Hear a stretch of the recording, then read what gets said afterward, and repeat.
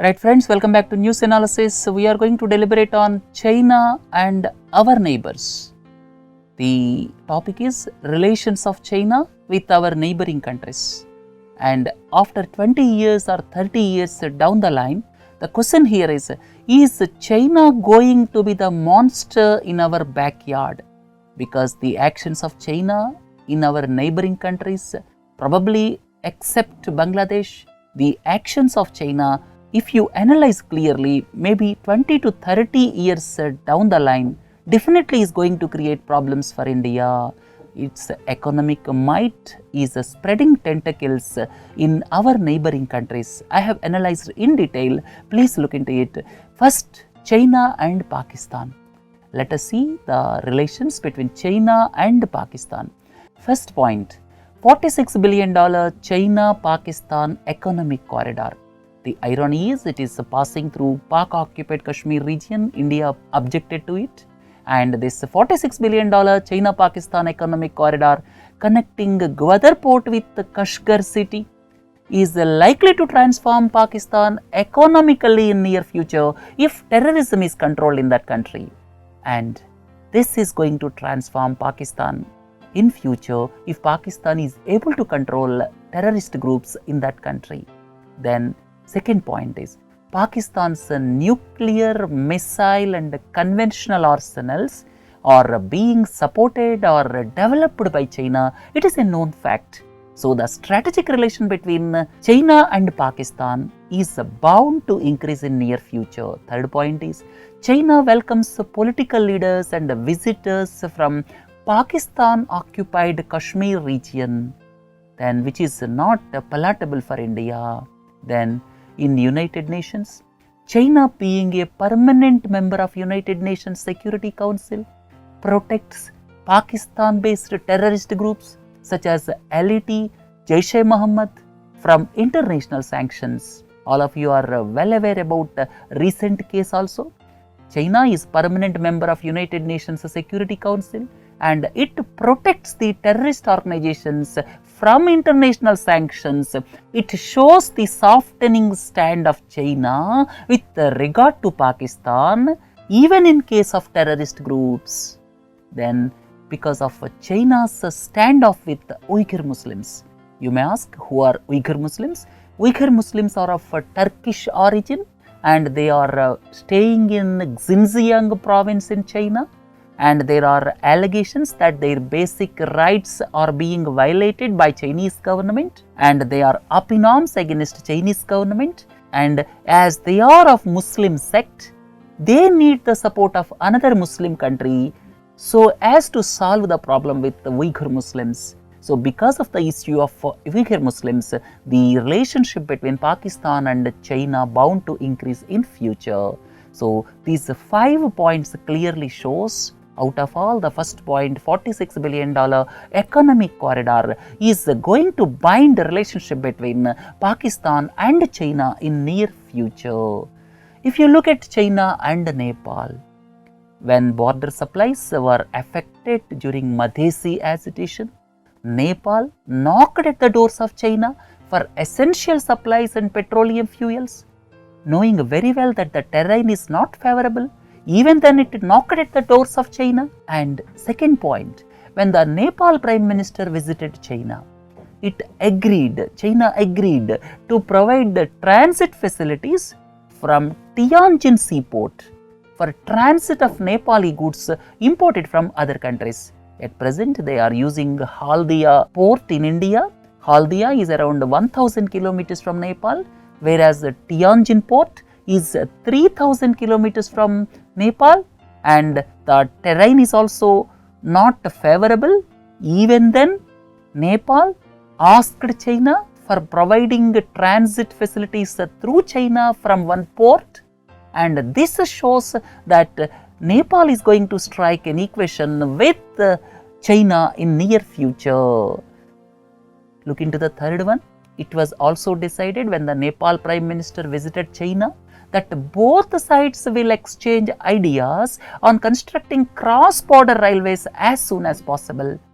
It passes through the most difficult terrain in mountainous region Even then, both the sides decided that they will exchange ideas on constructing cross-border railways as soon as possible. This is Herculean task, everyone knows because of geography, but emanation of this idea is not palatable for India because in fact it is very easy to extend rail network from India towards Nepal, right. So, if everything goes well as planned by Nepal and China, Nepal will be intimately connected to China in spite of its geographical difficulties, right.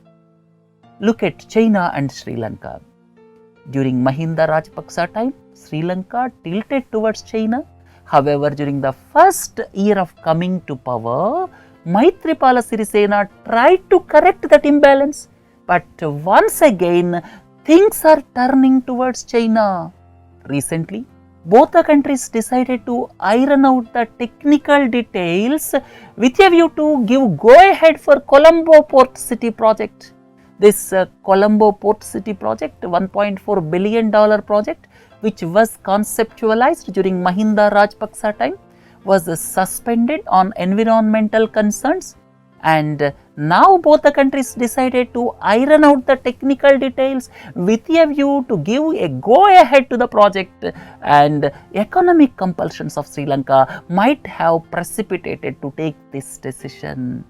Not only this, with regard to Hambantota port, the other name for it is Magampura Mahinda Rajapaksa port, both the countries decided to speed up negotiations for resuming phase 2 and phase 3. Phase 1 already constructed with the assistance of China, and now both the countries decided to speed up negotiations for resuming phase 2 and phase 3, and once phase 2 and phase 3 are completed, then it will become the biggest port in South Asia, and it is part of a string of perils policy of China. We have already discussed what is meant by string of perils in previous lectures, right. So, these decisions show that in future, Sri Lanka may move towards China because of its economic relations, and once this infrastructure comes up, definitely China will establish its naval base in this country. And if you look at the next important tiny nation, that is Maldives, China and Maldives bond is growing in recent times. Since 2013, the bond is increasing. First and the foremost is expansion of international airport, which is funded by China, is in progress. Don't forget, few years ago, the contract was awarded to GMR Group. Subsequently, it was terminated and GMR went for arbitration. And now the expansion of this international airport is being done by China. And Maldives is strategically important if you look at it from Indian Ocean region. Then if you look at the second point, China is heavily investing in Maldives, which includes Maldives-China Friendship Bridge, which connects airport. And third one is the decision of Maldives last year to lease its islands is basically with a view to benefit China. China may invest heavily in future by taking a lease of its islands. The decision which was taken by Maldives will ultimately benefit China because of its economic might and strategic interest in Indian Ocean region. 60 to 70% of total debt of Maldives is with China, hence dependence of Maldives on China will increase in future. Then China is most likely to develop a port at Gadhu Island.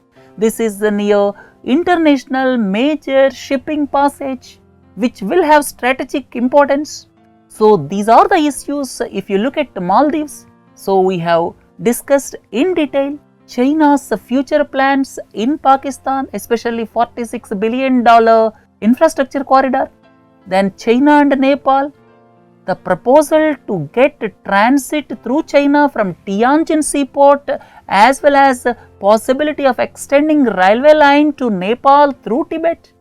If you look at Sri Lanka, Colombo Port City project, as well as Hambantota port.